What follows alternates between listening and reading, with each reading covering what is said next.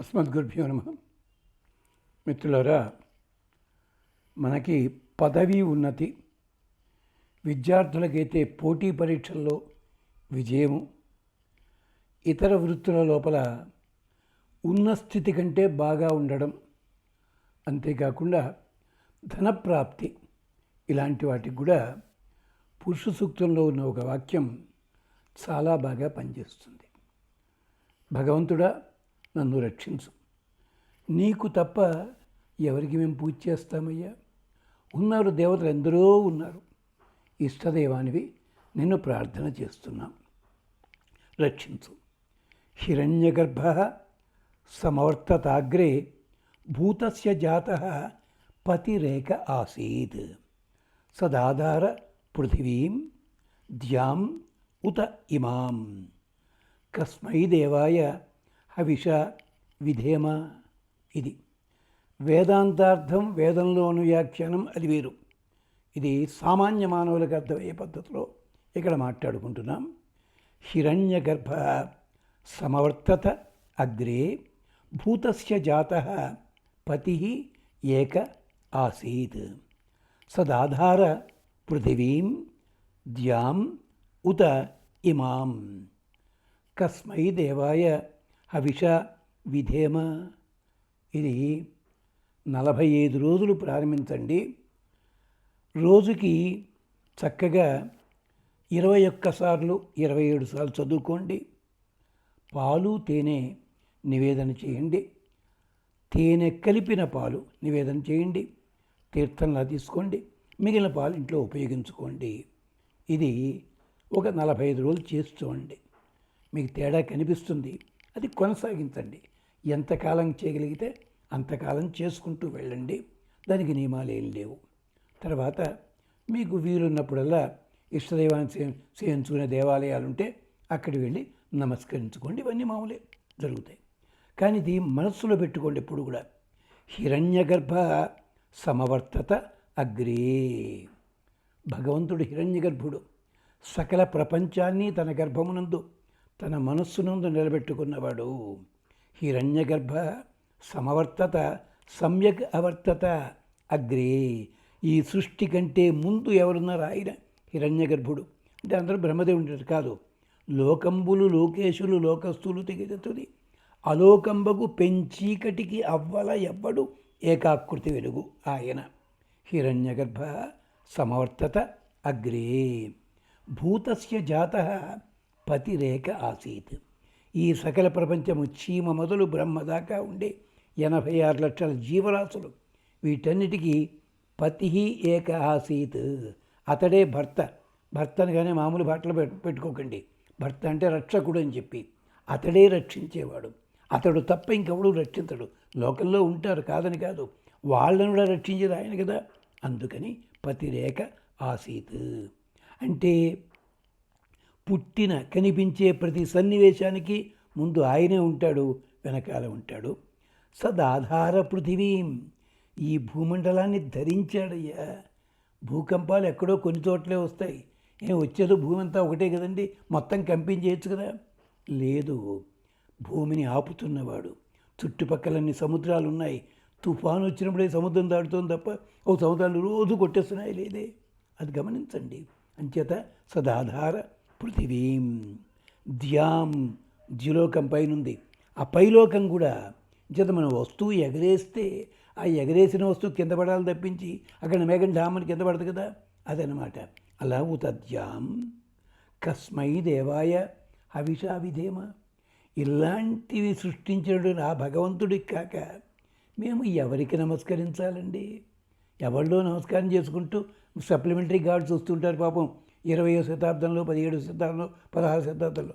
ఈ శతాబ్దాల కంటే ముందున్న దేవుణ్ణి వదిలిపెట్టేశాం మనం, మిగిలిన వాళ్ళందరినీ. అక్కడి ఆ దేవుళ్ళ పేర్లు చెప్పి వ్రతాలు హోమాలు గట్రా చేసుకుంటూ ఉంటాం.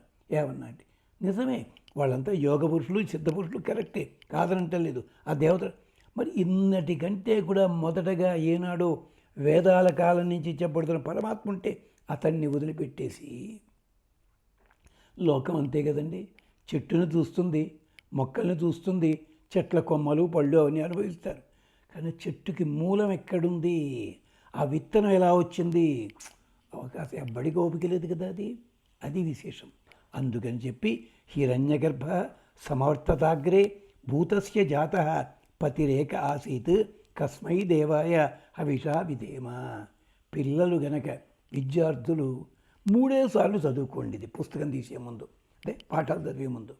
ఆటోమేటిక్గా ఆ విషయం లోపల ఎంత అందం ఉందో అది మీకు పూర్తిగా బోధపడుతుంది అనమాట.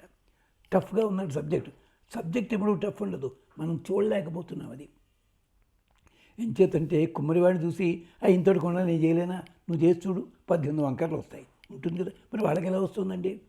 అలాగే చెప్పులు కుట్టేవాళ్ళు ఉంటారు, వాళ్ళు పట్టుకున్న పట్టు చూడండి, అది మీరు లెదర్ టెక్నాలజీ ఎంటెక్ చేసినా కూడా రాదే పట్టు. అంటే ఏమిటి? ప్రతి వృత్తికి ప్రతి దానికి మూలం ఒకటి ఉంటుంది, గమనించండి. అందుకని అది పొందడం కోసం అంటే పోటీ పరీక్షల్లో జయము, పదవి ఉన్నతి, విద్యాభివృద్ధి ఇలాంటి వాటికి పనిచేస్తుంది. హిరణ్యగర్భ సమవర్తతాగ్రే భూతస్య జాతః పతిరేక ఆసీత్ కస్మై దేవాయ హవిషా విధేమ. ఆయనకి కాక ఎవరికి నమస్కరిస్తామయ్యా? మీకు తెలుసో తెలియదో 1945, 70, 45, 47 పెట్టిన స్కూళ్ళల్లో, అన్ని గవర్నమెంట్ స్కూళ్ళల్లో కూడా, పల్లెటూళ్ళలో కూడా గోడల మీద ఈ మంత్రాలు లాంటివి రాసి పెట్టేవారు. ఎందుకని? వాడి మంత్రం వస్తుందని కాదు, 1, 2 క్లాస్ వాడికి వచ్చినప్పుడు తలెత్తి చూస్తే ఆ పవిత్రత వీడికి వస్తుందని చెప్పి. భగవద్గీత శ్లోకాలు కూడా అలాగే ఉండేవి. అది గమనించండి. అది ఇక ఇంకొక మంత్రం చూద్దాం. అదేమిటి అంటే ఉన్నతాధికారుల ప్రాపు లభించాలి. ప్రాపు అన్నది సంస్కృతమే కాదండి, ఇంగ్లీష్ పదం కూడాను. ఇక్కడి నుంచి అక్కడికి వెళ్ళింది. ప్రాపర్ అంటామే, అది అక్కడి నుంచే వచ్చింది. అది దేనికిది అంటే ఈ మంత్రం కూడా పురుష సూక్తంలోదే, గమనించండి. దీనికి ఆరాధన ఏమిటంటే పాలు, తేనె, వెన్న, నెయ్యి, బెల్లం, మీ ఇష్టం ఏదైనా సరే చూసుకోండి. ఇది కూడా 11 సార్లు కానీ 27 సార్లు కానీ, ఆచార వ్యవహారాలు పాటించే వాళ్ళైతే వీలున్నట్టయితే 108 కానీ, ఇన్నాళ్ళని లేదు, మీకు ఆ సమస్యలు తీరేంతవరకు కూడా చేసుకోండి. య ఆత్మద బలద యస్య విశ్వ ఉపాసతే ప్రసిషం యస్య దేవాః యస్య ఛాయా అమృతం యస్య మృత్యుః కస్మై దేవాయ హవిషా విధేమ. భగవంతుని గొప్పతనం చెప్పడానికి, భగవంతుడు అనగానే 4 చేతులు 14 ఆయుధాలు ఇదే అని మాత్రం అనుకోకండి. మీ లోపల ఉందొక శక్తి, దివ్యమైన శక్తి, అదే భగవతత్వము.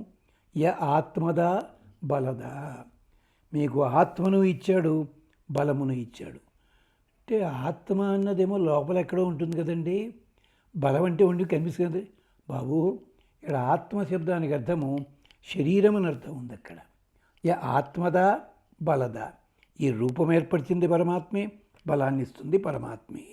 అంతేకాదు యస్య విశ్వ ఉపాసతే ప్రసిషం యస్య దేవాః యస్య విశ్వ ఉపాసతే. వీళ్ళందరూ కూడా ఎంత వద్దనుకున్నా నాకొద్దు భగవంతుడు, నిజానికి నాస్తికుడే ఆస్తికుడు కంటే గొప్పవాడు.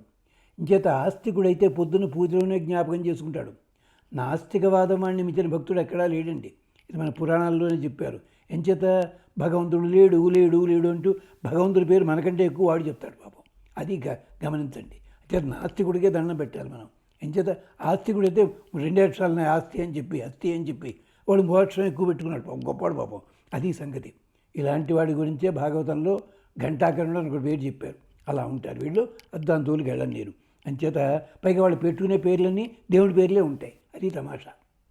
మరి పేర్లు మార్చేసుకోండి, కొబ్బరి చెక్క ముక్క ఆ పేర్లు పెట్టుకోండి. వాళ్ళని అక్కర్ల పేర్లు మాత్రము దేవుడి పేర్లు వాటిలో కావాలి. అవునంటే దేవుడు లేడు, ఏం చెప్పాలి వాళ్ళని పట్టుకుని? పేర్లు చెప్పండి, కొందరు పేర్లు అలాంటివి ఉంటాయి.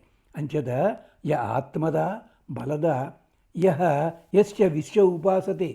ఆఖరికి నీల్ ఆమ్స్ట్రాంగ్ అక్కడ దిగిన దాకా ఉండి ప్రశ్నోత్తరం అడిగట, గాడ్స్ గ్రేస్ అన్నట్టు వాడు తట్టుకుని. అది పేపర్లో వచ్చిన రోజుల్లో. అంచేత యస్య విశ్వ ఉపాసతే ప్రసిషం యస్య దేవాః. ప్రసిషం అంటే ఆయన ఆనతిని దేవతలంతా కూడా పాటిస్తారు. అంటే ఏది ఎలా ఉండాలి నియమించాడు. జలము ప్రవహించాలి, అగ్ని వెలగాలి, సూర్యుడు కాంతినివ్వాలి, వాయువు ప్రసరించాలి, ఇలా ఉన్నాయి. అంతే తప్ప ఇదిగో వాయువు నువ్వు కదలడానికి వీల్లేదు అని కట్టేయండి చూద్దాం మనం సరదాగాను. చేతనవుతుందా? నిప్పుంది నువ్వు కాల్చడానికి వీల్లేదా, ఆగిపో చేయండి. సీతమ్మంటే ఆగాడు, ఆ సంగతి వేరే. చేయలేము మనం ఎలాగా.